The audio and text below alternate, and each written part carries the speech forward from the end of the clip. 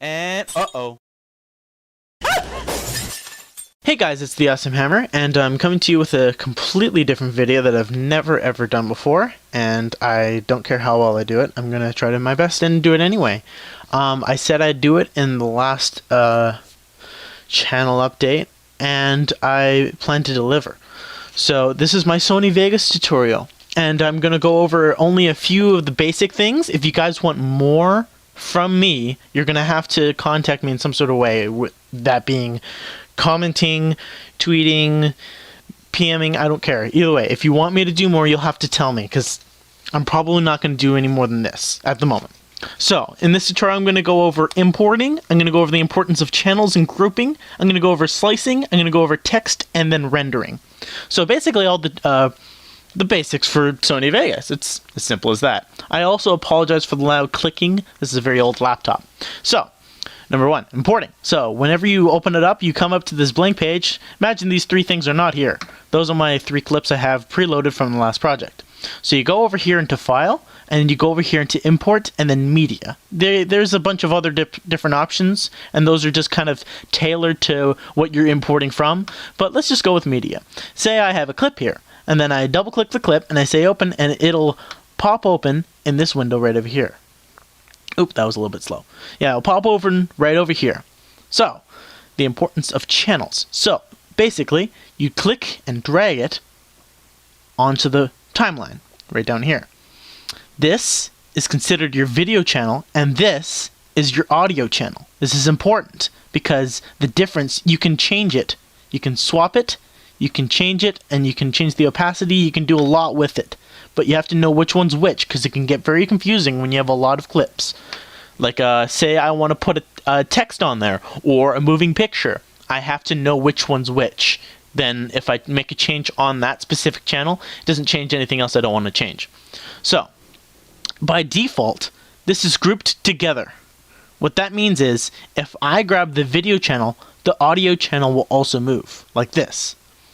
If you don't like this, you can right-click it, and I believe under Group, you can remove from the group, but I only remember the hotkeys. So if you have this problem and you don't want the group together, you have to click it, highlight it, and then click U. So now, I can slide the channel, the video part, without the audio part. If I want them back grouped, I have to select them both by control-clicking or shift-clicking, and then clicking G.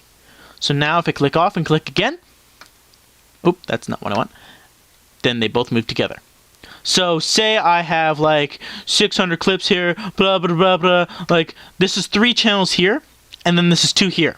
They're not grouped together. If I ungroup both of them, I've got a lot of mayhem here, and I have to select them and move them myself. Otherwise, if I don't want to do that and I'm lazy, which is super useful, group them together. Like, I'm finished with this. I don't need to move it anymore. I like it together as it is, but I want to move the entire chunk of the project to somewhere else. Okay. Say I have a piece of the clip I don't like. Like, for example, you hear me clicking in the intro. Click, and then I start speaking, and I want to slice that off. Well, basically, you select this part of the timeline. Use this selector right here. If it's flashing, that's where it's going to be. And then if I click S, it'll cut right where it is. That's very important, because if you like click here, sometimes it doesn't go there, or sometimes it highlights like that and it doesn't cut properly. I don't know. You have to be sure that it's just a black flashing line and then S. Sometimes it won't cut because, say you have this selected, but you have this in my ears. Okay. You have this way over here, but that one's selected. Sometimes it won't cut, like it is right now. So you have to actually select the one you want to cut, click it where you want it, and then select and then hit S. That's all you have to do for slicing. So here, I'm just gonna go right back. One of the joys of this wonderful program is it has the undo all the way to the back of the beginning of the time. So that's wonderful. So on to text. Okay, if you go onto media generators and you go over here under all, text, tiles, and text. There we go. I think that's it, right? Come on. Oh no, that's not good. I'll cut back when it's here.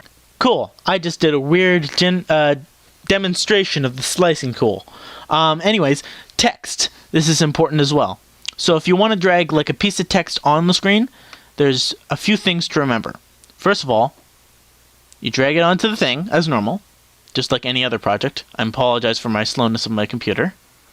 And then this will pop up eventually. Like this. And you can edit the text whenever you want to. So right now I'm going to leave it a sample. And if you want, you can leave it under there and it won't do anything. Literally, you will not see the text because technically it is also considered a video channel. So in order to make it visible, you have to put it above the other video channel. Luckily, since it has no background, it'll just go right on top and you can see everything under it. So let's go back to the effect, or that one, edit generated media, and that'll bring you back here. What I want to do is I want to add a shadow, because when you put white on white, you can't really see white very well. Figures. Never thought that would happen. Who'd have thunk it? So if you put a shadow, you can see it very well, and it's very visible. It's very nice. So I don't have to worry about changing the color according to the background or anything. Nothing like that. You also have placement, but I'll talk about that in a little bit. Yeah, I'm just going to go like that. Cool. So if I want to move or resize this wonderful piece of text I have right now, this wonderful cool ass sample text, should be used in COD videos, you're going to go over here to this little box. Might be in a slightly different position because I'm using Sony Vegas 12. In Sony Vegas 10, I believe it's vertical. So it's a little box with little ribbons on the end, and it's event pan crop. You want to click that, and you come to this box here. So by default, these two things are, these two buttons here are selected. So this keeps the aspect ratio. That means if I want to move it, it'll still keep the 16:9 box that I had before. And then this one, it'll just keep it centered and nice in the grid. It won't, you can't mess with it all that much. So we're not going to do very much with it anyways, because if I go like this and then I can change what it looks like. It doesn't look that bad for text specifically, but when you use like a picture, it's going to crazily up the picture. It's going to make the picture look warped and all that goodness. So say you want to move the text to the top. Since this is your viewing video, you're going to have to think of it as a viewing video. So you have to think opposite. So down is up and up is down, and right is left and left is right. So I'll show you what I mean. So if I move the window down, the text goes up. That's because consider this where the viewer sees the video, and this is where the text goes on the video, near the top. So if I move the video up, it's on the bottom of the video. Makes sense, right? If you want to animate, this is where you animate right here. It's called the keyframes. It's simple little animations, unless you can look at more Sony Vegas tutorials. I'll give you a quick little sample, I guess. So basically, keyframes means you start from one point and you go to the other, and then Sony Vegas animates it all in between. It's very smart, very awesome, very easy.